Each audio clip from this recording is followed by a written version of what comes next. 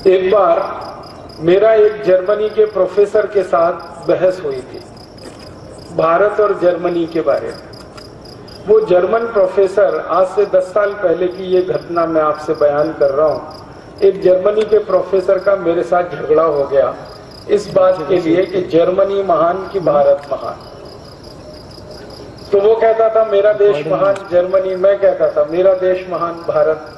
तो हम दोनों ने अपने झगड़े का निपटारा करने के लिए, फैसला करने के लिए एक सूत्र बनाया, फॉर्मूला बनाया। तय तो करना है किसका देश महान, या तो जर्मनी या तो भारत। तो हम दोनों ने ये तय किया कि हम दोनों एक दूसरे के देश के बारे में प्रश्न पूछेंगे।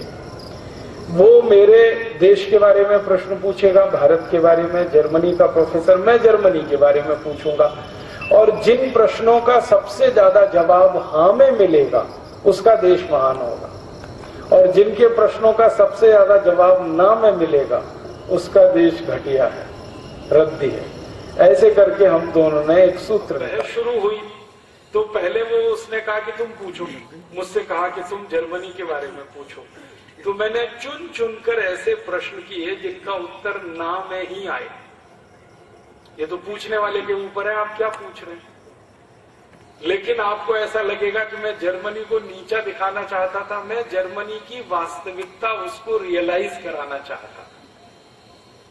तो मैंने सबसे पहला सवाल उसको पूछा कि तुम्हारे देश जर्मनी में गन्ना होता है? गन्ना। अब साधारण सा सवाल है। तो उसने कहा नहीं होता, क्योंकि मुझे मालूम है जर्मनी में गन्ना नहीं होता। और जानबूझ के मैंने ये सवाल किया कि जर्मनी में गन्ना होता है? उसने कहा नहीं होता। मैंने कहा जर्मनी में केला होता है? केला। उसने कहा नहीं होता। मैंने कहा जर्मनी में आम होता है? आम। उसने कहा नहीं होता। फिर मैंने कहा जर्मनी में संतरा होता है? संतरा। उसने कहा नहीं होता। फिर मैंने कहा जर्मनी में मौसम्मी होती है? मौसम्मी। उसने कहा नहीं होती। थोड़ी देर में वो बौखला गया, क्योंकि हर जवाब ना ना ना ना। तो उसने थोड़ी देर में मुझे कहा, मिस्टर राजीव दीक्षित, मेरे जर्मनी में कोई मीठी चीज पैदा नहीं होती, अब आगे पूछो। तब मैंने उसको कहा अच्छा दूसरा सवाल है मेरा। मैंने कहा जर्मनी में पालक होता है? पालक। क्योंकि पालक मीठा नहीं है। तो उसने कहा नहीं होता। फिर मैंने कहा जर्मनी में मेथी होती है? मेथी। उसने कहा नहीं होती। मैंने कहा जर्मनी में मूली होती है? मूली। उसने कहा नहीं होती। फिर मैंने कहा कि जर्मनी में वो होती है इलायची, या जर्मनी में काली मिर्च होती है? ये सब मीठी चीजें नहीं है। थोड़ी देर में फिर बौखला गया। फिर कहने लगा मिस्टर राजीव दीक्षित, हरे पत्ते की कोई चीज जर्मनी में नहीं होती, अब आगे पूछो। अब मीठी चीज कोई होती नहीं, हरे पत्ते की कोई चीज होती नहीं। तो मैंने कहा अब तुम ही बताओ जर्मनी में होता क्या है। तो उसने कहा जर्मनी में एक तो होता है आलू, पोटैटो, और दूसरा होता है प्याज, ओनियन। अब आलू में प्याज मिला के खाओ या प्याज में आलू मिला के खाओ, हमारे पास दो ही चीजें होती हैं। फिर मैंने कहा कि जर्मनी के दुकानों में इतना सारा माल बिकता है, केला भी बिक रहा है, गन्ना भी बिक रहा है, आम भी बिक रहा है, संतरा भी बिक रहा है, तो ये कहां से आता है? तो उसने धीरे से कहा ये सब भारत से आता है। तो मैंने कहा किसका देश महान? तो चुप हो गया, बोला नहीं। उसको रियलाइज तो हो गया कि भारत देश महान, लेकिन उसने मुंह से नहीं बोला। मैंने कहा इसको मुंह से ही बुलवाना है अभी थोड़ी देर। और ये बहस हमारी कई लोगों के सामने हो रही थी।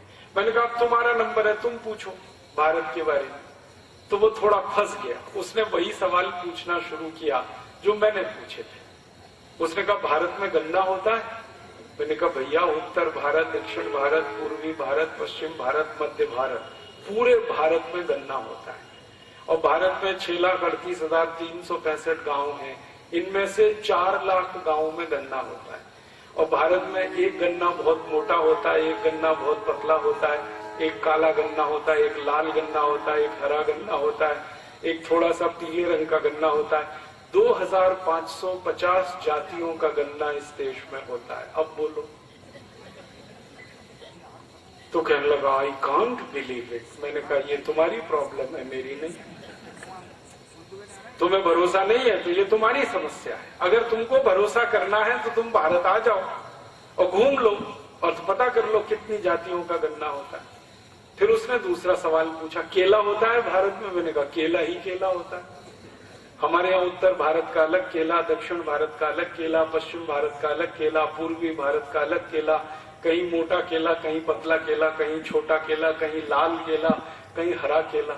हमने कहा केले की भारत में कम से कम 1000 प्रजातियां हैं। कहने लगा यस। मैंने कहा यस। फिर कहने लगा आई कांट बिलीव, मुझे भरोसा नहीं हो सकता। फिर मैंने कहा तीसरा सवाल पूछो। तो उसने पूछा आम होता है? तो उसने सवाल किया था मैंगो को कि भारत में मैंगो होता है। मैंने कहा मैंगो तो एक शब्द है, हमारे यहाँ तो मैंगो की जातियां 5000 से ज्यादा है। लंगड़ा है, चौसा है, दशहरी है, तोतापुरी है, कलमी है, ऐसी 5000 जातियों का आम है भारत में। और मैंने उसको कहा, जिस पर उसे भरोसा नहीं हुआ, मैंने कहा दिल्ली हमारे यहाँ की राजधानी है, वहां से 180 किलोमीटर दूर हरिद्वार है। दिल्ली हरिद्वार के बीच में 500 जातियों का आम होता है, इतनी दूरी में, खाली 180 किलोमीटर। और भारत में 3 लाख से ज्यादा गांवों में आम होता है। तो ऐसे उसने जितने भी सवाल पूछे तो उसमें वो हार गया, मैं जीत गया। फिर हमारा भारत महान, उसका जर्मनी महान नहीं। तब उसने अंत में कहा कि मैं भारत देखना चाहता हूं। मैंने कहा कभी भी आओ, देखने के लिए कोई मुश्किल नहीं। आने जाने की कोई प्रॉब्लम है तो हम भारतवासी तुम्हारा टिकट बना देंगे, तुम आ जाओ कभी भी। वो आया, भारत में 3 महीने की छुट्टी लेके आया, 3 महीने का वीजा मिला और हमने उसको भारत में उत्तर दक्षिण पूरब पश्चिम सब जगह घुमाया और उसको एक डायरी और पेंसिल दिया था कि जो जो तुम गाँव में देखो कि यहाँ क्या होता है उसको नोट करना। जब आखिरी में वो वापस जाने लगा तो मैंने कहा तुम्हारी डायरी में क्या नोट किया है तुमने? तब उसने कहा कि भारत के एक एक गांव में 2000 से ज्यादा वस्तुएं पैदा होती हैं, जो मैं पहले विश्वास नहीं कर सकता। और वो उसने खुद कहा कि इंग्लैंड में और पूरे यूरोप में 2 या 4 वस्तुएं पैदा होती हैं सभी गांवों में, और यहाँ एक एक गांव में 2000 वस्तुएं पैदा होती हैं। तब उसने कहा तुम्हारा देश महान। तो मैंने कहा अब बोलो तुम्हारा क्या कहना है भारत के बारे में? तो उसने कहा कि मेरी इच्छा है कि मैं भारत में रहूं। तो मैंने कहा सिटीजनशिप नहीं मिलेगी तुम्हें। तो कहने लगा वो क्या करना पड़ेगा? मैंने कहा भारत में जन्म लो। कहने लगा उसके लिए क्या करना पड़ेगा? तो मैंने कहा हिंदू हो जाओ। कहने लगा क्यों? मैंने कहा तुम्हारी क्रिश्चियनिटी में तो पुनर्जन्म होता नहीं, तुम तो ईसाई हो ना, और ईसाइयत में पुनर्जन्म होता नहीं। पुनर्जन्म तो इस्लाम में भी नहीं होता। पुनर्जन्म तो सिर्फ सनातन भारतीय जो मान्यता है इसमें होता है। फिर थोड़ा झगड़ा करने लगा वो, तो मैंने उसको शांत किया कि भैया तुम्हारे ईसा मसीह को अभी तक पुनर्जन्म नहीं हुआ, तुम्हें कैसे हो जाएगा? तुमको अगर भारत में जन्म लेना है तो हिंदू हो जाओ। तो कहने लगा ये तो बड़ा मुश्किल है। मैंने कहा बहुत आसान है, हम तुम्हारे ऊपर थोड़ा गंगा जल छिड़केंगे और तुम्हारा नाम बदल देंगे, इतना सही है, इससे ज्यादा कुछ नहीं करने वाले।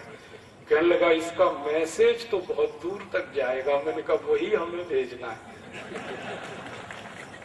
ये मैसेज जर्मनी तक जाए, वही तो हम चाहते हैं। कहने लगा फिर मैं सोच के बताऊंगा। मैंने कहा ठीक है।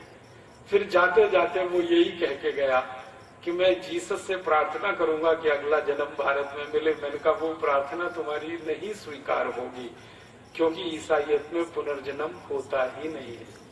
पुनर्जन्म वाली एक ही दुनिया में सभ्यता है जिसको हम भारतीय सभ्यता कहते हैं। ये भारत की विशेषताओं में से एक है।